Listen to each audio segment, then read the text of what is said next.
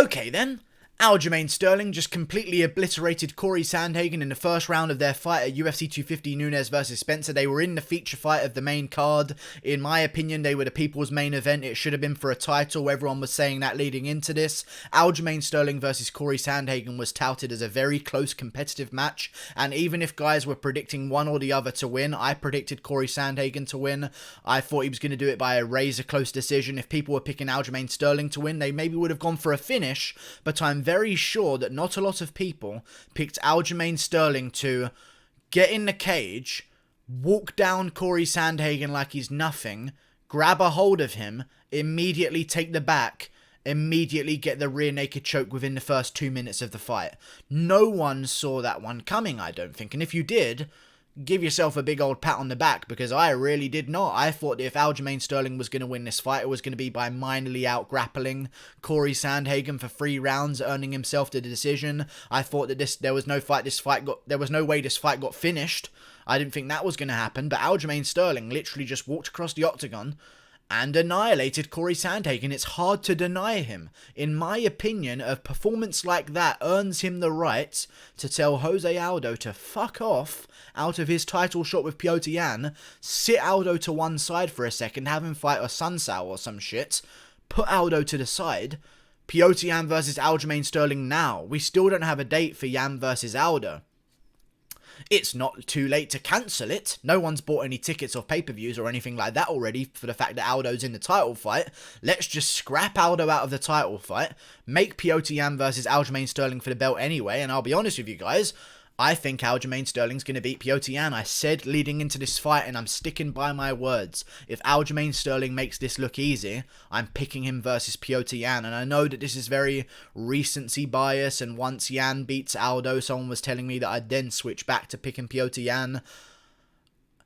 He just did that to Cory Sandhagen. Cory Sandhagen is no slouch in the grappling department, but that being said, I don't want to talk about some things in the fight. Aljamain Sterling had an amazing performance, but to me, Cory Sandhagen was a little bit too, willing to let some things happen. Like, the back was given up immediately, which is something I've never seen Cory Sandhagen do. He immediately gave up the whizzer and allowed Aljamain to have his back, imagining that Aljamain was just gonna let Sandhagen stand back up. I think Sandhagen had this belief in his head that there's no way Aljo's gonna go for an early submission, because he never does that. He's gonna try and grind me into the canvas.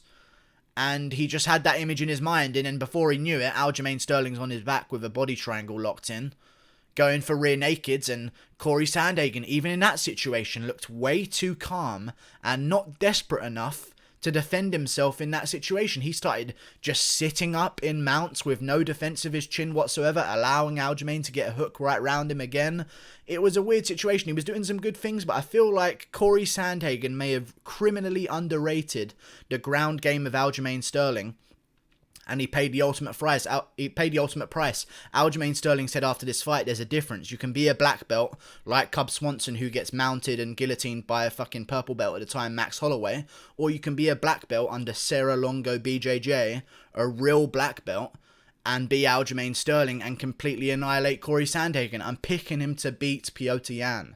I don't care. He's a huge guy for the division. I know Piotr Yan is quite big as well, but I want to say this now. Aljamain Sterling made Cory Sandhagen look small. I thought coming into this fight, and I know the weigh-ins were a little bit weird because the weigh-ins took place, like, they weighed in and then they squared off with each other, so we didn't really get to see them at a ceremonial weigh-ins once they've all rehydrated and really get a look at things. But either way, I thought that Sandhagen was going to tower above Sterling, outrange him, outlength him, but Sterling just didn't. He looked huge in there, like he looked like a featherweight in there, and as soon as he got on the back of Sandhagen, there was an immediate strength difference between the two of them, and Aljamain just cranked back on that neck. A lot of people were confused by the stoppage. Sandhagen definitely tapped. It was a Ben Askren, Damian Maia type situation, or a Kevin Lee, Charles Oliveira type situation. Sandhagen was, you can go semi-out cold.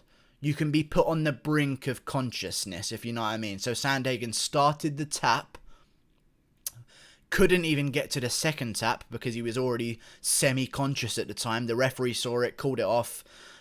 Cory Sandhagen was out after that as well, with all the time in between that the referee has to make contact with Aljamain. All that time in between, and people don't realise this, is Aljamain squeezing as hard as he can on Cory Sandhagen's neck. It was immediately over, and Aljamain Sterling didn't steal the show. On any other card, a performance like that between such what was anticipated as a very competitive fight, a performance like that and a complete shutout performance would have stolen the show. But the problem with this card was Sean O'Malley was on it with a walk-off KO. Cody Garbrandt was on it with a walk-off KO. I want to say the two first walk-off KOs at bantamweight happened on exactly the same card. So Aljamain kind of got a little bit overshadowed, but even still, he did the right things after the fight. And whatever you think about the situation right now, he attached himself to the current situation in America, which is going to build a lot of promotion. It's going to build a lot of hype, a lot of left-wing media members. Gonna get demonetized for saying that word. A lot of the media in America, there's no need to classify it as left-wing. They're gonna really like this, and they're gonna get behind Aljamain Sterling, and that's great for Aljamain Sterling, and that's a win for the UFC. He's attached himself to that. He talked about it. He's gonna make the papers. He also called out Petr Yan and said that he ain't nobody scared of him and all this. I'm coming for your ass. It was a weird situation, but he called out Petr Yan. He did everything right in the post-fight speech. He attached himself to a current event in the USA that's massive right now. He also attached himself to a name of Petr Yan, who is the guy who will be fighting for the title against Jose Aldo, and I'll come back to this now. I really do feel as though Jose Aldo should just be told to fuck off. With a performance like that, it's hard to deny Aljo. I think he's going to beat Yan. He's very big. He's very dominant, and I think if he can push Yan to the cage like that and just get on him straight away, because I've never seen this kind of Aljamain Sterling before, and I feel like the moment he really rose to the occasion this time against Cory Sandhagen. He knew exactly what he wanted to do, and he went out there and did it. He didn't have any of these games of talking shit with his opponents, striking back and forth when he knows he doesn't really need to at the time. Like, there's a lot of Aljamain Sterling performances where you come away and think, he could have done a little bit more than that to secure himself a much more dominant performance, and that's exactly what he done in this fight. It's the best Aljamain Sterling we've ever seen. I say use the momentum and even create it as a storyline.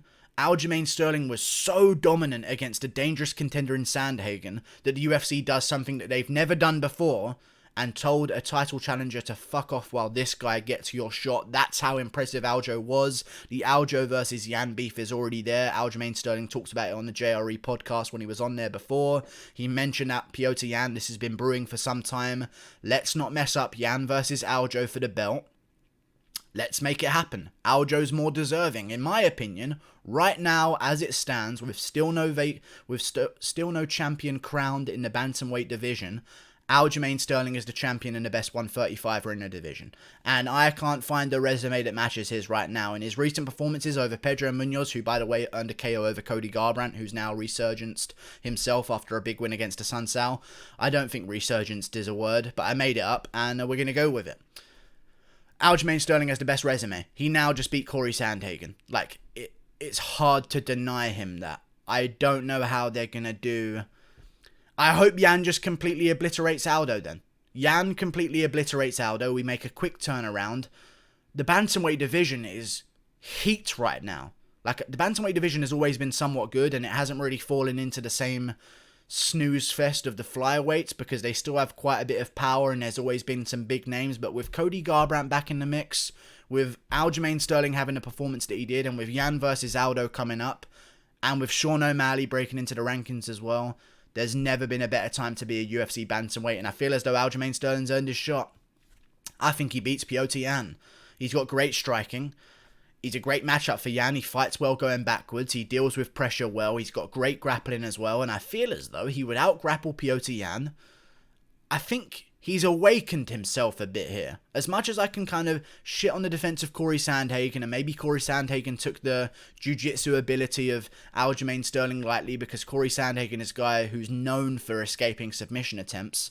It's kind of what he's done his entire career. Like, he's had close submission attempts in a lot of his fights in the UFC, including one armbar that everyone remembers that he always manages to find his way out of. And I think he just had this moment in his head with Sterling on his back where he thought, oh, I'll just get out of it. not really how it works, Sandhagen. Aljamain Sterling is not Vince Morales or whoever the fuck you fought to get your win, Mario Batista or something. But even still, Aljamain Sterling, great performance. It's a shame it was overshadowed by the fight right after it, but he did all the right things. All the right things. Great performance. He's got a highlight reel right now. I mean, that's what you need to fight for a championship. You need one of those finishes, and it's something that has eluded Aljamain Sterling for his career for a very long time. I know he got the big win over Cory Sandhagen, which now looks really good as well. That's another name on his resume that you don't even realise. Like, at the time when Aljamain Sterling beat Cory Sandhagen, you were like, okay, Cory Sandhagen jumped up the rankings. Maybe it was a bit too soon. We don't really know how good Cory Sandhagen is. We know how good Cory Sandhagen is now. Even better for Aljo. Fuck Aldo. There's only one Aldo that I'll fucking follow, and it's the one with a fucking J in his name. Aljo it is. Versus Yan. That should be the thing that happened. It should have been fucking Aljo versus Sandhagen for the belt anyway. But even still, maybe Yan will get a boom in popularity for beating Jose Aldo, and this will all work out for the long run. Or, and here's the big risk, UFC, if you really want to risk this happening, if you really want to go down this route of giving Aldo that title shot that you've already promised him, Aldo wins and fucking retires, and the division is fucked. You make the decision, Dana White, Sean Shelby, and Nick Maynard. You make it. You want to risk Aldo getting the belt and leaving? Or do you want to make the fight that everyone wants to see? Petr Yan versus Aljamain Sterling. Because that's exactly what I want to see. Like and subscribe. Thank you for watching. Great performance from Aljo. He's earned himself the title shot, guaranteed. Let's just get it fucking going. The bantamweight division right now is sick. And honestly, for Cory Sandhagen, maybe I'll talk about what he should do next. I think there's a learning experience to be had. More than... I don't think Cory Sandhagen has to... I still think if you rematch that fight, it doesn't go that way again. I would bet a good amount of money that Aljamain does not submit Cory Sandhagen within the first minute or two if they do rematch. But it's going to be a wake-up call. Anything can happen. If a guy has your back, you're in dire danger. Sandhagen was a little bit too calm in a drastic situation for his own good. I feel like he should get back in there. I know he got choked out, so maybe take some time off, get back in the swing of things, and look to take on the winner of Pedro Munoz versus Frankie Edgar. Maybe that would make some level of sense. The winner of Pedro Munoz versus Frankie Edgar would no doubt be making their way towards number 6 in the division. If it's Frankie Edgar, then you've got the Sandhagen-Edgar fight that we were promised at UFC Raleigh on January 25th. Blades versus Junior Dos Santos. The co-main event was supposed to be Sandhagen versus Edgar.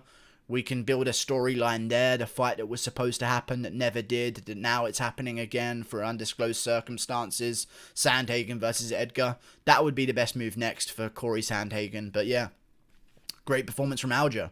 Really good. Shocked me. And I'd pick him to beat Yan. And a lot of people are going to say your recency bias.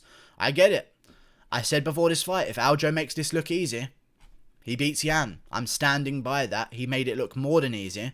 My definition of easy was just Aljamain winning impressively and maybe getting a finish at some point in the third or second round. Doing that is completely different. Amazing performance. Great stuff. Good win from Aljo. Let's make it happen. Let's get going. Like and subscribe. Thank you for watching. Click that button there. Goodbye.